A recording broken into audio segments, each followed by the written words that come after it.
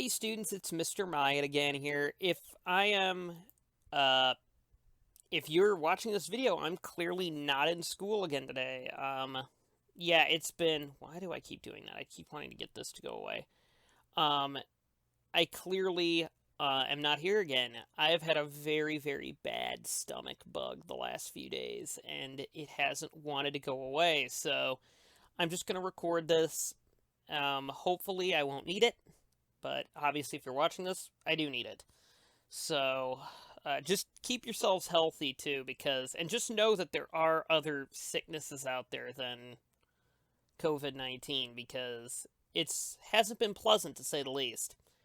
So the first thing that, and the next, so this is the end of 11.4 that I'm gonna do, and then we're gonna do 11.5 just so we can catch up a little bit. All right.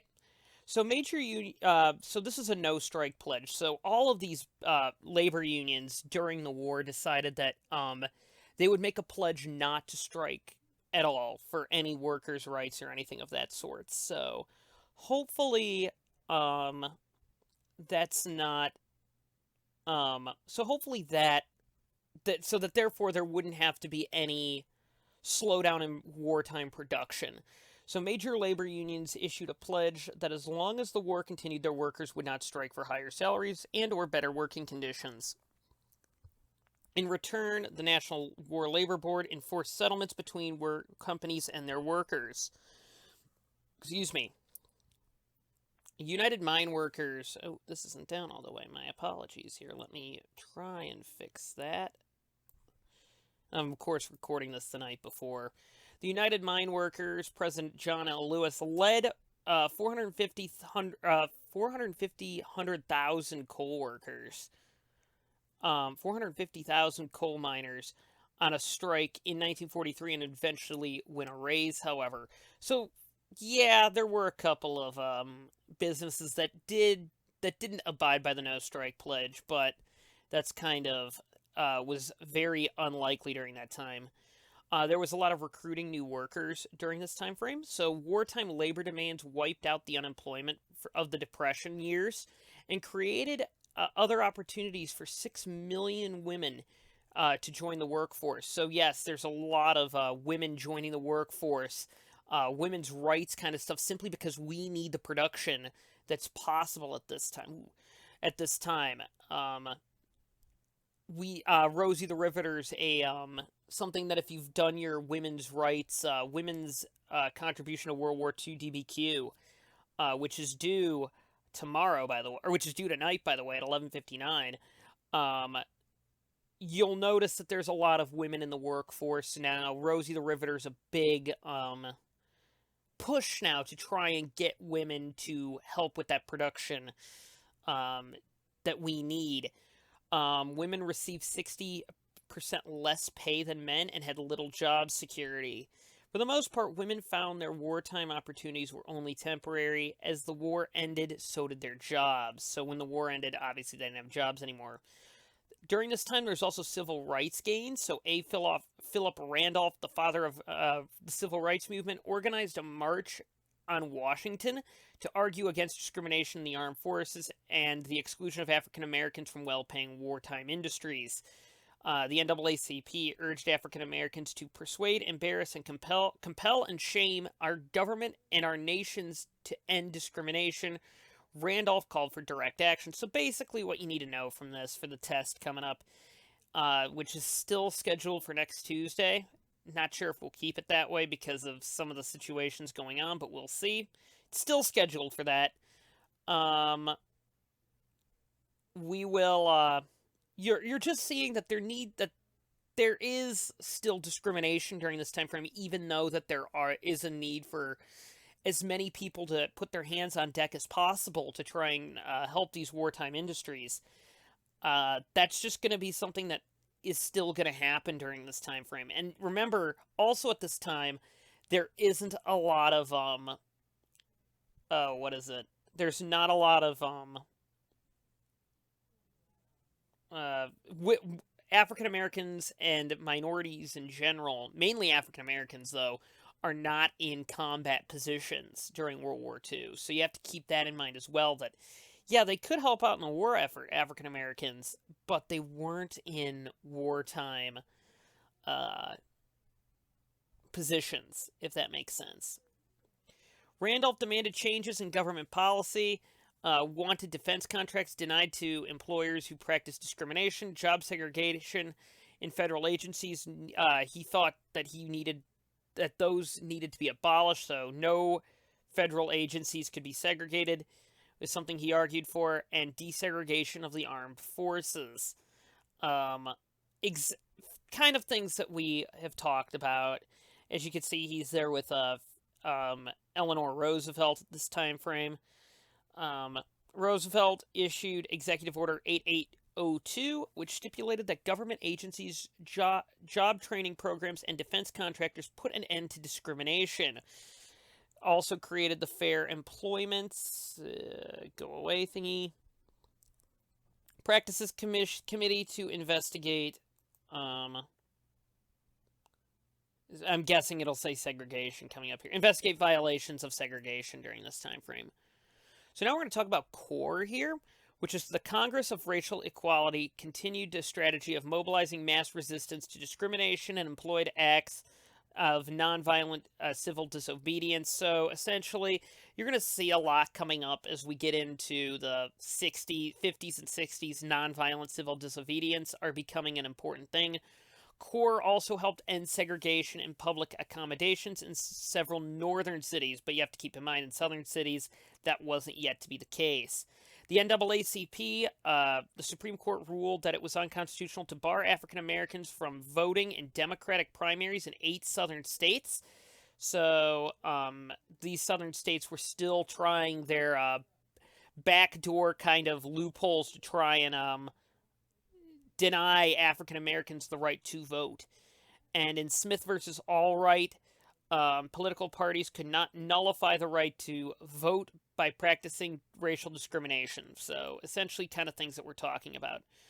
Generally, World War II brought about few restrictions on civil liberties or rights guaranteed to all citizens.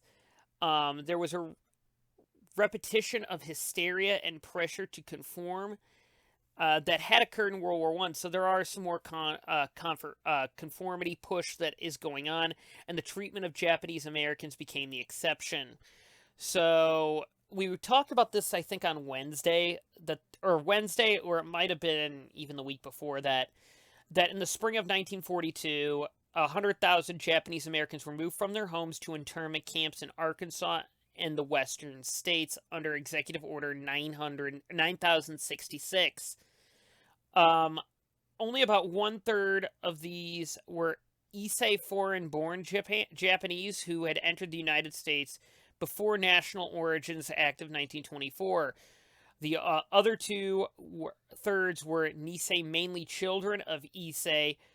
I cannot pronounce these very well.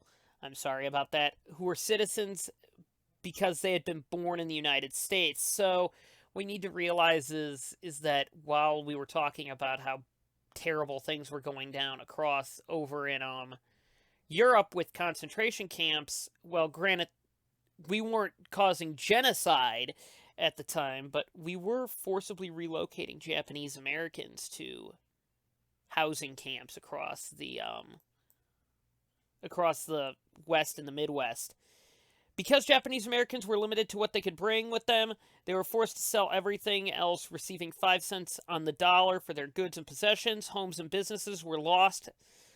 So 500 million estimated loss there by Japanese Americans. And military justified this action on the basis that Japanese American would commit sabotage in order to aid Japan in an attack on the West Coast. So again, the propaganda machine is kind of rearing its ugly head here. And that's not a good thing, as you can probably understand. So as we go on to the next slide here, life in the camps. The camps were located in sparsely populated areas and faced harsh changes in weather.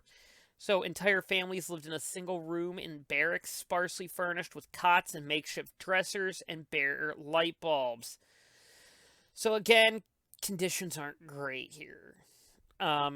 Hirabashi versus the United States was the Supreme Court unanimously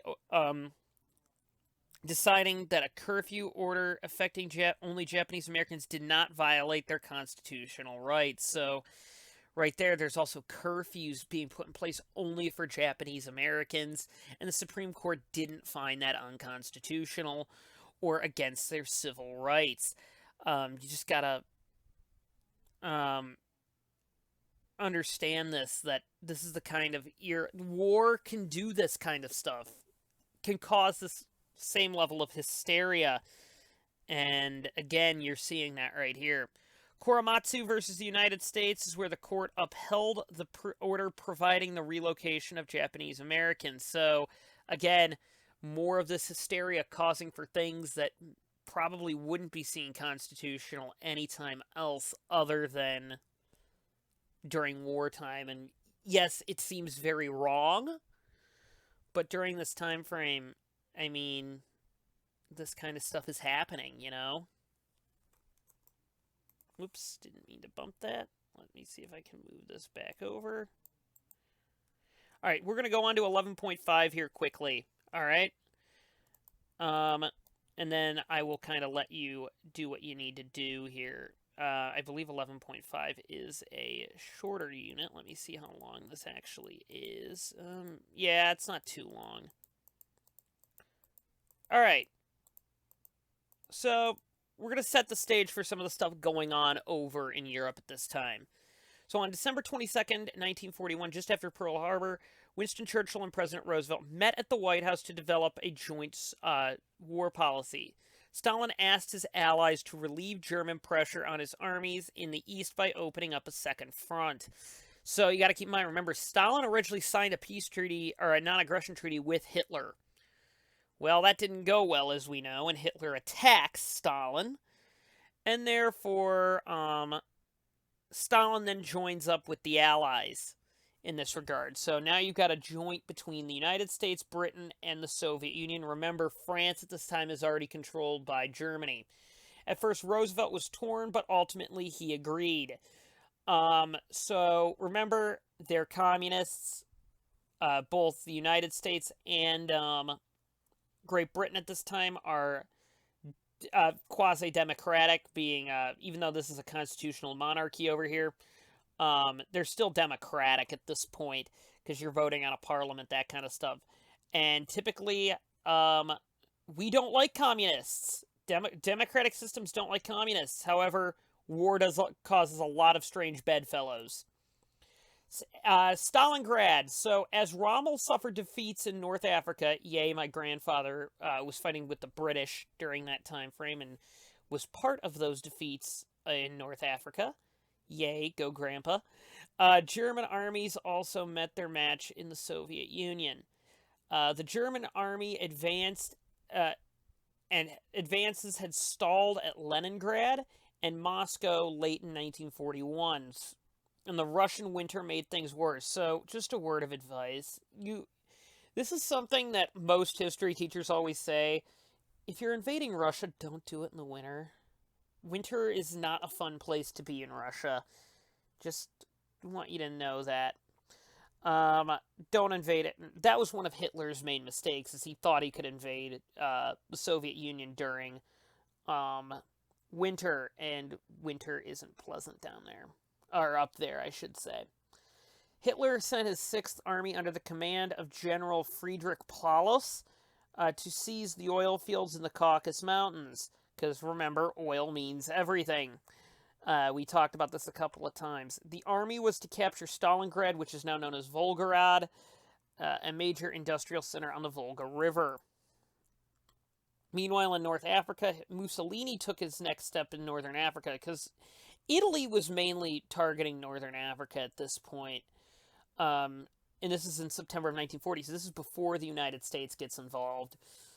He ordered his army to attack British-controlled Egypt, which was crucial in reaching the oil fields in the Middle East, because, again, oil means everything. Within a week, Italian troops pushed 60 miles inside Egypt, forcing British units back. So again, Remember, oil is everything during this time frame, and now the Italians are also messing about in northern Africa, and they're forcing British units back towards their beginning bases. But then Britain responds, and we'll talk here a little bit about Rommel here. By February of 1941, still the United States is not involved in this yet. The British had swept 500 miles across North Africa and had taken 130,000 Italian prisoners under capture. So they captured 130,000 Italian prisoners. Hitler steps in to save his Axis partner by sending in George Erwin Rommel and commanded the German tank force to force the Afrika Korps. So again, we're kind of going a little out of order here because this is kind of how the book goes about it. But so Italy's messing around in northern Africa. They're getting their rear ends kicked by the British by this point because the British swept across. So they initially pushed the British out, but then the British redevelop and then force back in. Yay, Grandpa. Yay, Grandpa Myatt there.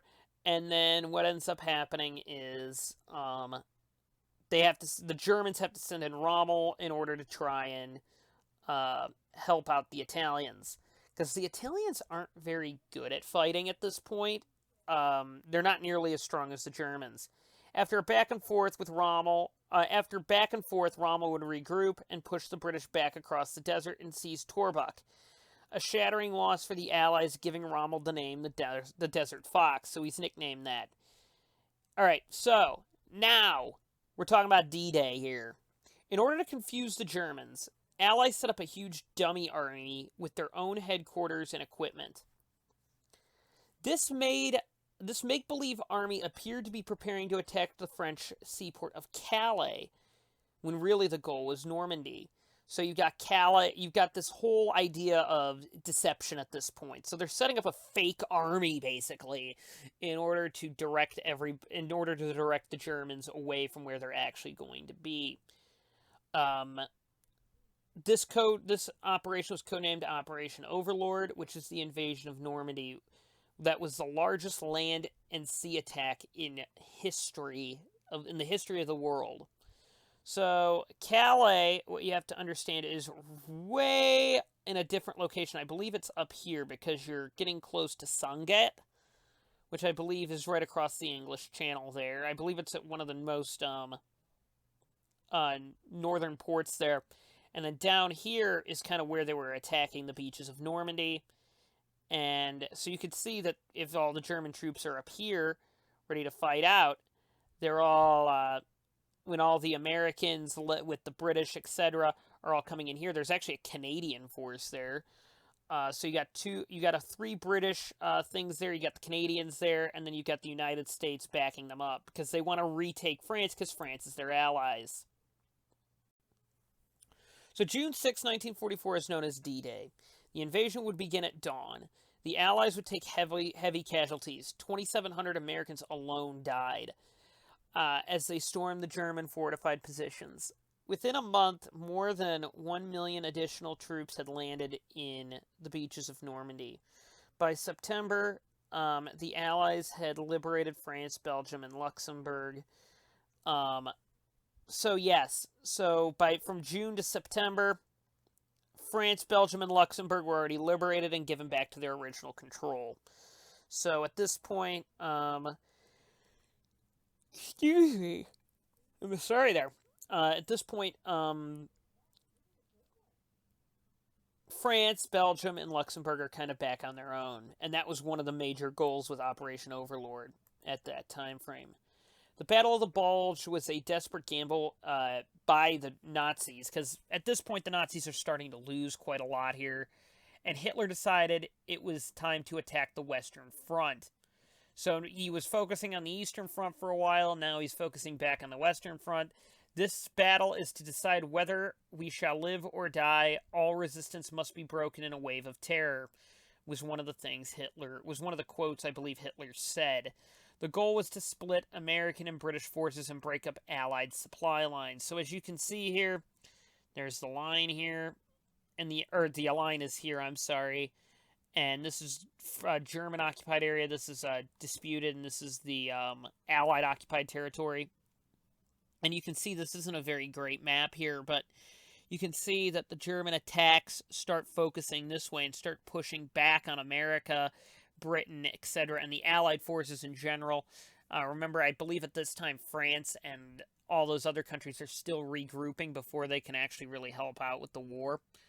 Actually, this is mainly American by this point, but there's German airborne drops at the same time, all kinds of stuff, just trying to push back. And this is kind of a desperate gamble to see if it would work, because now he's focusing, Hitler's giving up all of his Eastern Front kind of holds for the most part. His big pushes trying to push into Russia and take that over, and is trying to push further westward to try and retake some of the territory he has lost.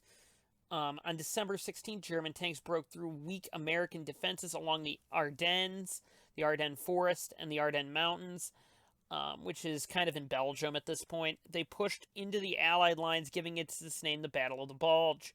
The Allies would push back, and the Germans, with no reinforcements, would retreat at this time frame.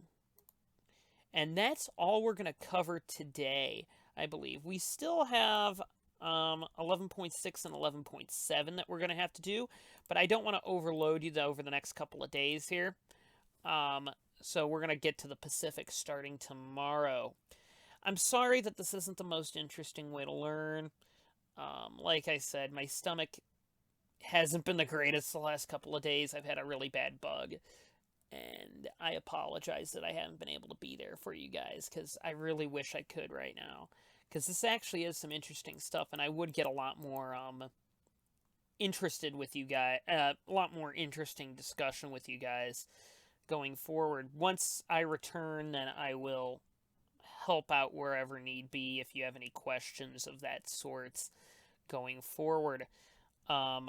You have the rest of the class period to work on any assignments you need to, whether that be finishing up the homework assignment that's due tonight, your vocab assignments. I also might post the study guide if need be, or the study guide essential questions if need be.